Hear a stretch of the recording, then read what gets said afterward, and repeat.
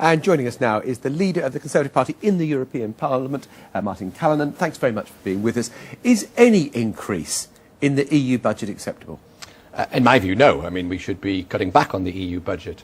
Unfortunately, the reality is that the budget year on year is decided, first of all, by majority voting in the Council of Europe, the member states, and then in agreement with the European Parliament.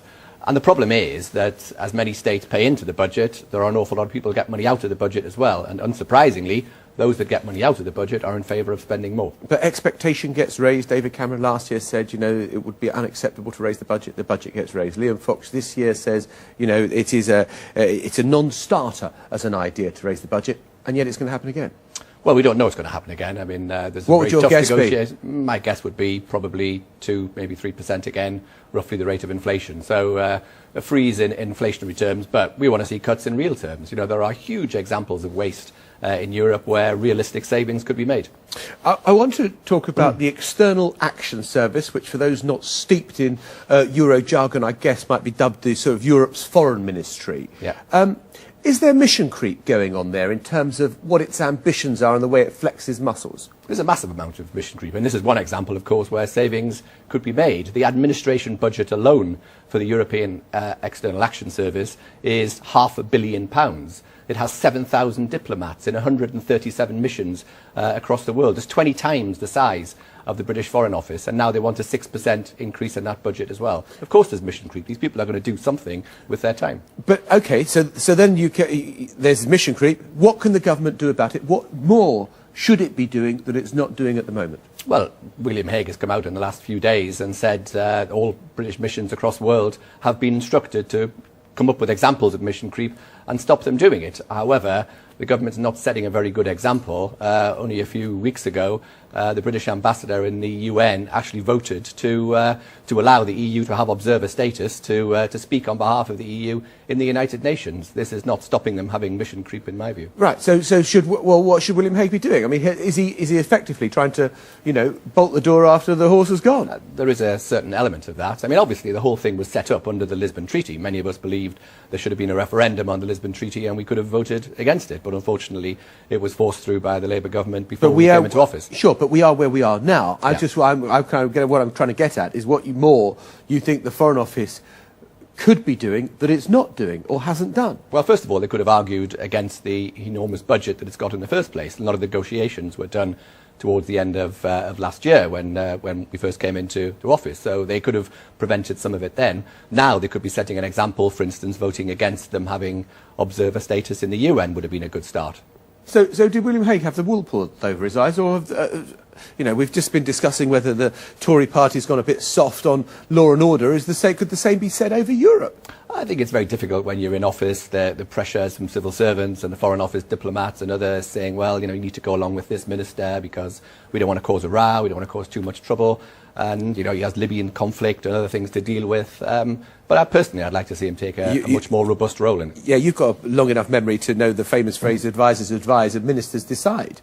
I mean, it sounds like what you're describing is a situation where ministers haven't been deciding. Of course, it's always a negotiation process as well, and 27 member states all deciding, all having their to chip in with their comments and their issues and their proposals, and usually meet a sort of fuzzy compromise somewhere in the middle.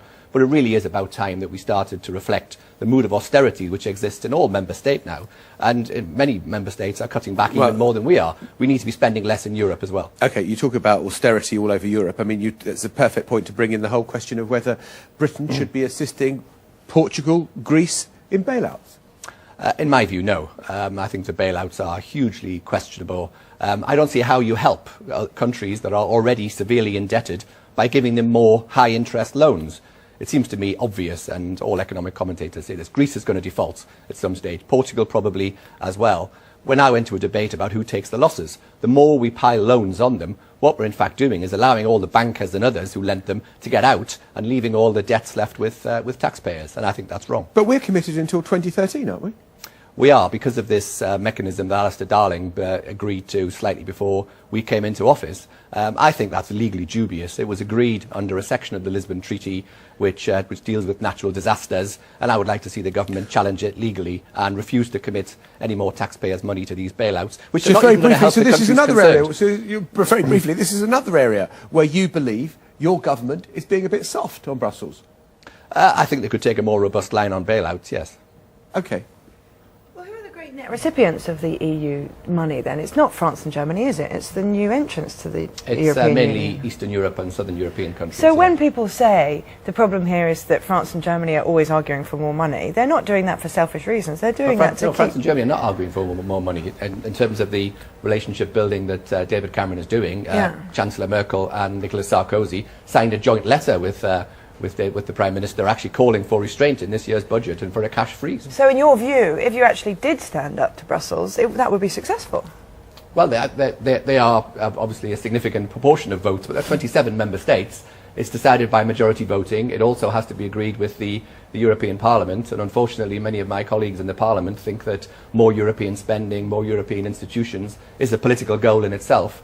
So it's a complicated negotiation process. But certainly Nicolas Sarkozy and Angela Merkel all signed a letter with David Cameron calling for restraint. I mean, it's fascinating to hear your criticism of the Conservative-led government at the moment. But it strikes me, you know, David Cameron has repeatedly been clear that he doesn't want to see any increase to the budget. And yet, isn't Britain's voice slightly diminished within Europe, partly because of his decision to withdraw from the EPP, taking the kind of Conservatives in the European Parliament out of some of the key negotiations that would put further pressure to reduce the budget and introduce other city regulations? Isn't the truth that you're slightly sidelined and unable to achieve what you want to? No, not at all. The EPP being the European People's Party. We've just said, complicated jargon. We've just said, Merkel and Sarkozy are key elements of the EPP. They believe in budget restraint as well. They've joined together with Cameron to sign a joint letter. Actually, the EPP group in the European Parliament are in favour of much more spending. The MEPs from Nicolas Sarkozy and Chancellor Merkel's party want more spending, they want more Europe,